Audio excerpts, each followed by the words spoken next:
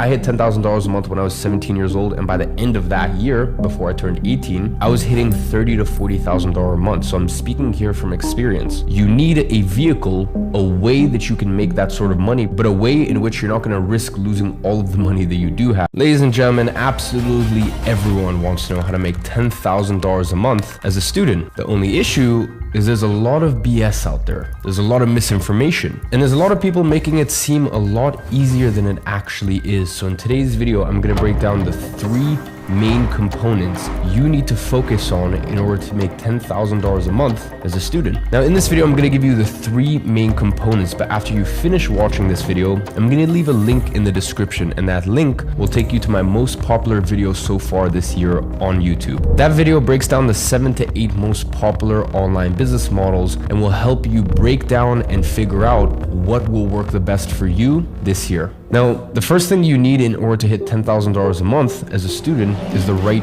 vehicle. And let me tell you what I mean. You see, the thing is, you need a means. You need an opportunity that is big enough, but not too risky, you can actually achieve $10,000 a month as a student. Now, I will say that $10,000 a month, and I'm really not trying to be insensitive here. I understand that I was a fringe case. I hit $10,000 a month when I was 17 years old, but I'm going to talk about that a little later on in this video and how I actually got to that place. I hit $10,000 a month when I was 17 years old, and by the end of that year, before I turned 18, I was hitting $30,000 to $40,000 a month. So I'm speaking here from experience. You need a vehicle, a way that you can make that sort of money, but a way in which you're not going to risk losing all of the money that you do have. So the first thing that I will tell you is trading is out the window. I'm going to be very honest with you. There's a lot of traders out there that are trying to sell you BS, because when you sign up with their little affiliate link and you get here $10 free, blah, blah, blah, when you lose money, that's actually where they make money. They don't make money on the little $10 or $20 sign up that they get when you join. They make money when you lose. They're literally incentivized for you to lose. And listen, that's just the honest truth of it. Even if you have $1,000, for you to take $1,000 and turn that into $10,000 or $20,000 in a single year is actually very difficult. The amount of successful trades, the average of all those successful trades is very, very difficult. Whereas for you to take $1,000 and invest that into starting a very lean online business, I mean, by the end of the year, you're talking tens of thousands of dollars. I don't think realistically you're going to hit hundreds of thousands of dollars in your first year. It happens sometimes, but it's very unrealistic. But definitely by the end of the year, you should be making more than your average salary if you were just working a traditional 9 to 5. And the best part is you should be able to do it remotely. So in order to make money, you need something that spits out free cash flow. And what I mean by that is profit that you can actually use. Because here's the other thing I'm going to tell you. People always look at net worth. They go, oh, he has $100 million net worth, but his entire net worth is in his company, and he can't take out money out of his company because he may have investors or this or that. Or you have certain people, for example, a lot of people in the property game where they have a lot of money, their portfolio is worth a lot, but they're not very cash rich. They don't actually have a lot of cash laying around. They're wealthy, but their money is tied up in places, and that's not the place that you want to be at when you're first starting a business. So a lot of businesses, like for example, building a proper e-commerce brand. And by the way, when I say proper e-commerce brand, once again, I'm speaking from experience. I've had an eyewear company for a few years, and the thing is, the packaging, everything is beautiful. We've got this beautiful black velvet finish on the inside. So this business is okay. It's my smallest business. It makes around $1.2 to $1.5 million a year. And that sounds great until you realize that we have 50% margins. So I'm only keeping 50% of that money. And it's even worse when you realize that any of my profit that I make, I can't keep. I have to roll that into new stock, because especially a product like this is actually very difficult to make. So for me to put in an order now of another 5,000 to 10,000 units, I may only get that in 3, 4, 5 months, depending on the time of the year. So even though someone would look at him and go, that's a $1.5 million a year business at 50% margins, you never actually get to keep that profit because you always have to reinvest into the business. And that is very different to, for example, a service-based business. So if you're offering a service to clients, whether that be building their marketing funnels, whether that be doing their short form content, you know, little short form TikToks and Reels, and doing lots of those and creating many accounts for them and distributing it all over the internet, all the way to doing, for example, their Google ads and focusing specifically on Google ads for e-commerce brands as an example. Listen, whatever the service is, it needs to have one of two things: high perceived value to the client. And what I mean by that is it needs to be something that they're like, oh wow, this is actually worth it. I'm more than happy as a business to pay this external consultant or service provider $1,000 a month, $3,000 a month, you name it. Or it needs to have high leverage. And what I mean by that is, listen, you can still be an online personal trainer, but if you want to make $10,000 a month, you need to hire people people below you who work as coaches. And that way you're an online personal trainer and you do some of the coaching, but then you may have coaches underneath you, personal trainers that work at local gyms, and you just pay them a small fee and they do the rest of the coaching. So that's leverage. Or let's say you have an agency that creates YouTube thumbnails for people. Thumbnails on YouTube are such an important aspect to a video, but people don't pay crazy amounts for thumbnails. But if you can hire someone in Brazil, Romania, India for $1,000 a month, which is a great salary there, especially remotely, and their work is able to produce $3,000, $4,000, $5,000 a month in terms of business for your thumbnail agency or for your thumbnail performance marketing business, whatever you want to call yourself. The point is that is leverage. That's you being able to take something off your plate. So either you need to offer a service or guidance consulting on something that brings so much value to businesses that you can actually make 10K a month just as a solopreneur, or more realistically, you'll be able to do it solo until $3,000, $4,000, $5,000 a month. And then you need to start using leverage and you need to maybe make a little less on the margin, but make far more money at the end of the month because you have people who can deliver these things for you. So just remember, with the business models that I'm talking about, you're not going to make $100 million. I'm going to be very honest with you. But the other thing that you're not going to do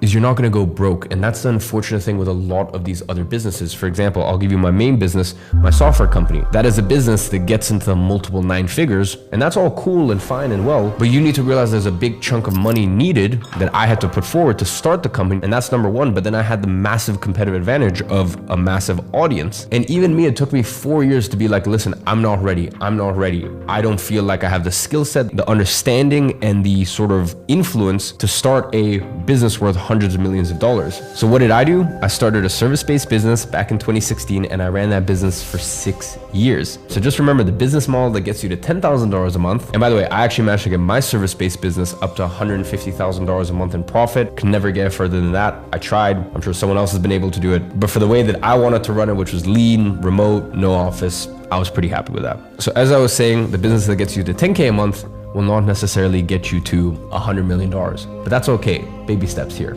Choose the right vehicle for the right career stage you're at. And then the next component to making $10,000 a month, once you find the right vehicle, is stretch out the timeline. And here is the very unfortunate thing about social media. You see, 20 years ago, if you were, let's say 21 years old and you were making $4,000 a month without having to go to a traditional 9-to-5, you would think that you are a king. You would think that you're a baller. You would think that you are killing it. And we live in such a up world where now you look online and you think, I'm 21 years old and I don't work a traditional 9-to-5 and I have location freedom and I have time freedom. I can wake up whenever I want, but I'm only making $4,000 a month. I'm not making $10,000 a month. And you feel depressed because of it. How up is that? And by the way, I even know that I have a part to play in that, because what I've been able to do in my career at my age is not normal. But that's why I always like to tell people that, listen, what I've done is very unrealistic, and a third of it was incredible dedication and hard work. A third of it was timing, creating the right businesses at the right time, and the last third of it was luck, or God, or whatever you want to call it, whether you're a person of faith or not.